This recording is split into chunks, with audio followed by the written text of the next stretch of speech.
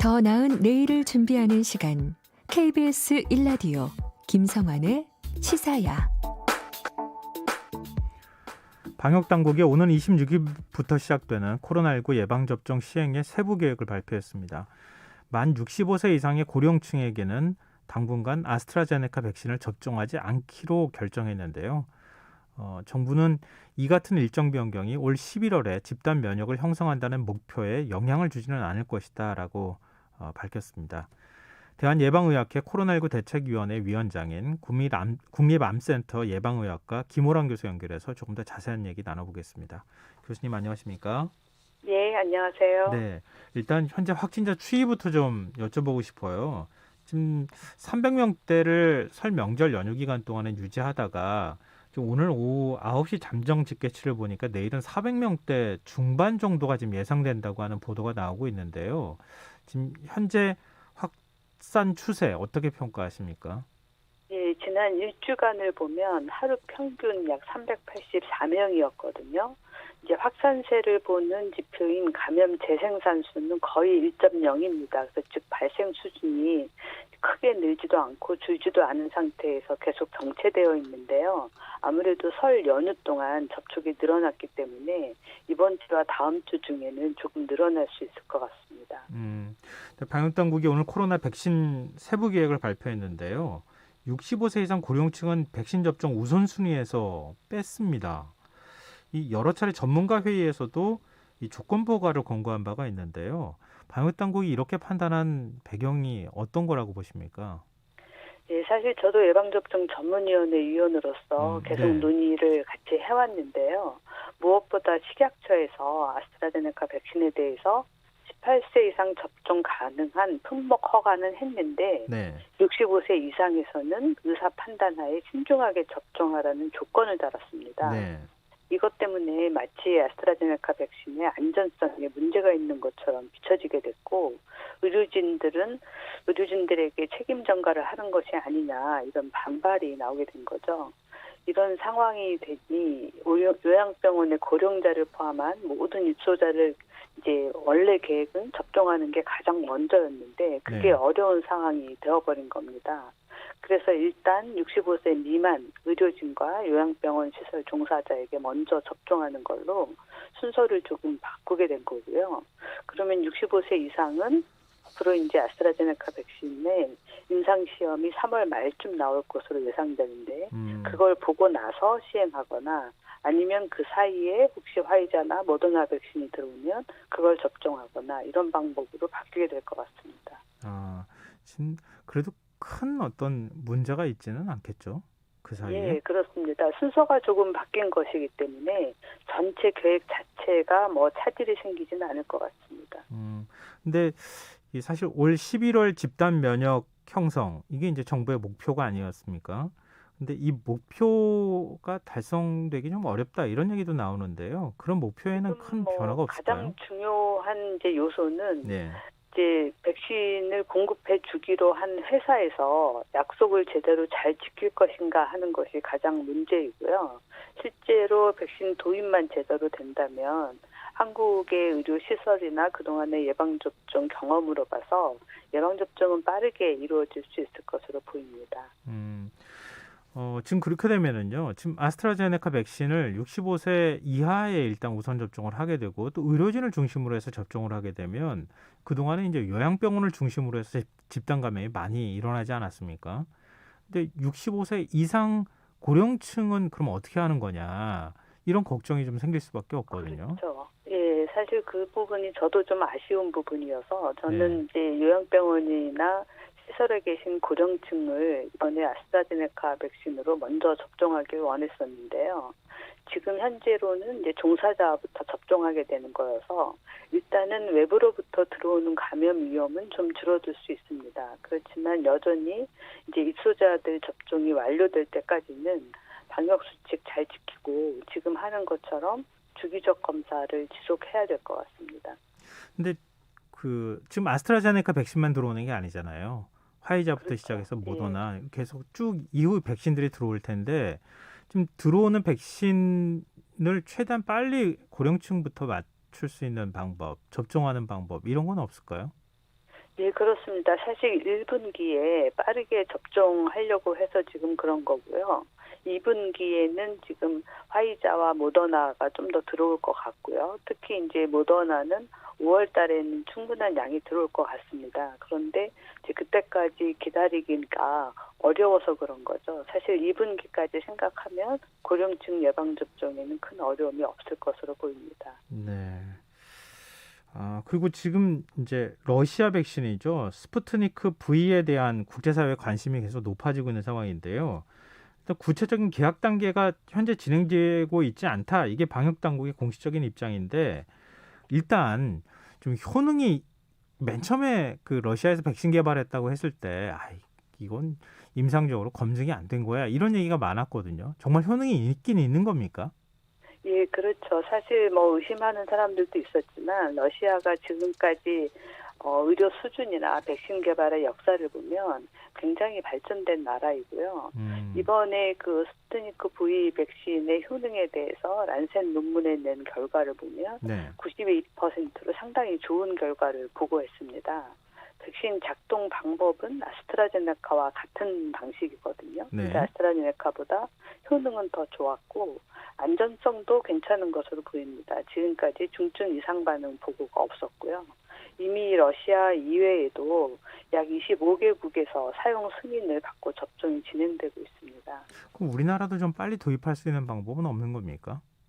아마도 앞으로 좀 논의가 될 수도 있고요. 실제로 우리나라에서 지금 위탁 생산을 하고 있기 때문에 계약이 된다면 좀 빠르게 도입할 수도 있을 것 같습니다. 스푸트니크 V를 우리나라에서 위탁 생산을 한다고요? 예, 그렇습니다. 그러면은 아스트라제네카하고 비슷한 조건 하에 우리가 도입할 수도 있는 거네요. 예, 그렇죠. 그 여러 가지로 하여튼 이 지금 스푸트니크 V 같은 경우에는 한 번 접종해도 되는 거죠? 그렇진 않습니다. 그렇진 지금 이제 않나요? 스푸트니크 V 자체는 2번 접종하는 거고 러시아가 스푸트니크 라이트라고 해서 한 번만 접종하는 방식의 백신의 임상 시험을 이제 시작했다라고 얘기했습니다. 네, 알겠습니다. 사실 현재 상황을 좀 바꿀 수 있는 거 백신밖에 없는 상황이라서 많은 분들이 좀 관심을 좀 가질 수밖에 없어서 좀 이렇게 여쭤보는데요. 또 하나 좀 우리가 백신에 대해서 자꾸 우려하는 점을 지금 뭐 얘기를 하게 되는데요. 그럴 경우에 백신 전체에 대한 불신으로 이어질까 봐 좀 걱정이 되거든요. 어떤 부분들을 우리가 좀 주의하면 좋을까요? 사실 이런 이제 백신과 관련해서 그동안 우리나라에서는 좀 논의가 적었던 것으로 생각이 됩니다. 다양한 계층에서 다양한 논의도 좀 필요하고 공부도 좀 해야 되고 소통도 해야 됩니다. 또 물론 이제 백신뿐만 아니라 모든 약물에 대해서 좀 오남용을 방지하려면 이런 논의가 필요한데 왜냐하면 모든 약물에 대해서 무조건적인 불신도 위험하지만 무조건적인 신뢰도 위험한 거거든요. 네. 그래서 정부가 국민들께 내용에 대해서 투명하게 공개하고 가짜 뉴스나 이런 것들이 발생하지 않도록 하는 뭐 이런 것도 좀 필요할 것 같고요. 예, 그렇습니다. 그럼 사회적 거리두기 단계 완화와 관련해서도 좀 여쭤보고 싶은데요. 일단 수도권하고 비수도권을 한 단계씩 더 완화하는 조치를 취했습니다, 정부가. 근데 이게 너무 성급한 거 아니냐 이런 지적도 나오거든요. 어떻게 보세요? 예, 아직 환자 발생 수준이 높기 때문에 그런 우려가 나오는 것으로 보이는데요. 아까 말씀드린 것처럼 지금 확산세는 아니고 의료시설도 좀 여유가 있는 상황입니다. 그리고 수도권 2단계 시작이 11월 24일이었거든요. 2.5단계는 12월 8일부터 시작돼서 전체적으로 총 12주간 지속돼 왔습니다. 그러다 보니까 생계가 어려워진 자영업자분들도 많고 일반 국민들도 피로도가 높아져서 방역의 수용성이 떨어지고 있는 상황입니다.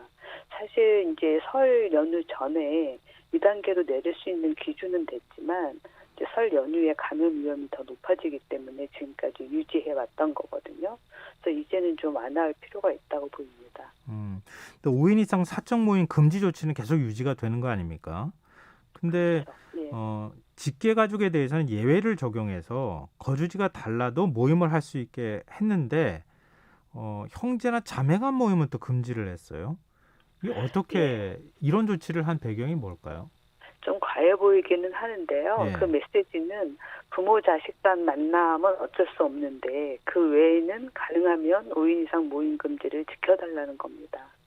아, 부모님을 불가피하게 만나거나 이러는 경우는 가서 만나고 가족 단위로 가서 만날 수 있게는 그 정도는 해줘야 된다. 근데 형제 자매의 경우에는 여러 사람이 한꺼번에 또 만날 수밖에 없는 상황이어서 그거는 좀 안 네. 된다. 이제 이런 사실 5인 뜻이군요. 이상 모임 금지를 하면서 굉장히 좀 건의들이 많았던 것 같습니다. 설 연휴에 부모도 못 만나본다 이래가지고 되겠느냐 이런 이제 좀 건의가 많다 보니까 그 부모 자식 간 만남만은 좀 이제 예외로 해야 되지 않겠느냐 해서 나온 거죠. 이 방역 당국은 앞으로 한 2주 동안 확진자 추이를 살펴보면서 수위를 조절하겠다 이런 입장인 것 같아요. 어떤 점을 좀 예의주시해서 살펴봐야 할까요?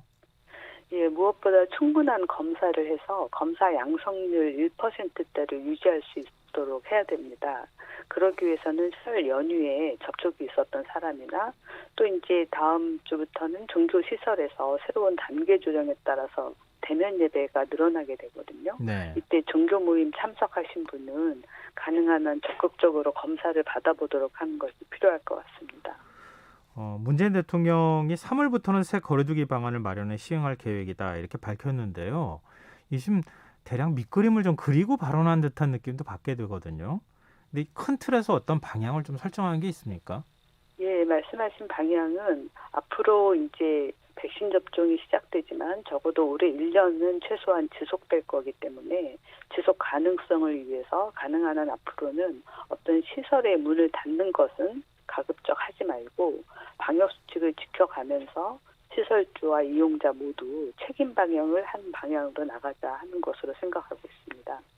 근데 이렇게 될 경우에 집합금지 조치, 그러니까 사회적 거리두기 단계 전체를 다 조정해야 되는 거 아닙니까?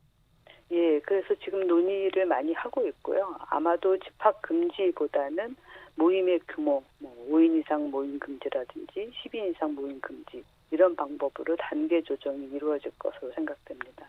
근데 그러면은 영업 시간 제한 조치 이거 지금 자영업자들이 계속 풀어달라고 얘기하고 있잖아요.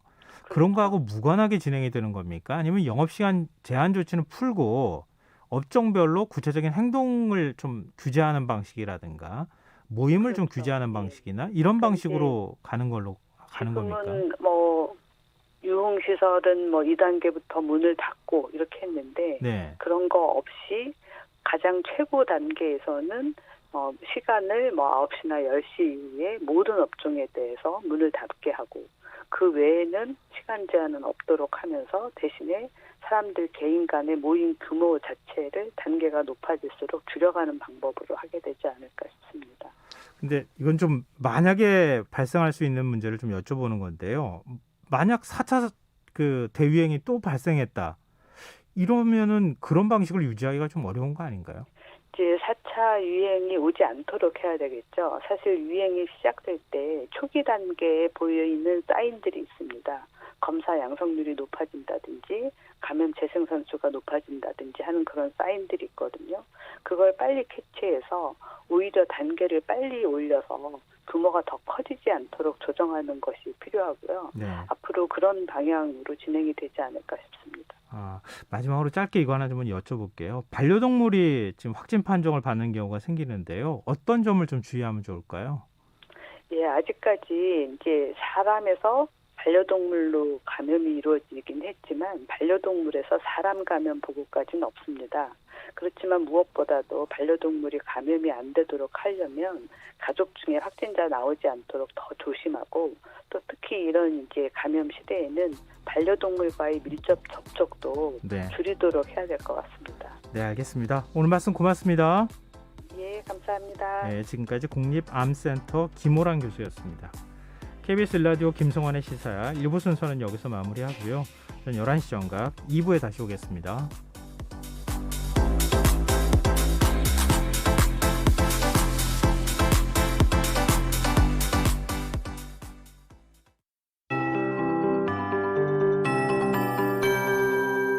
KBS 58분 날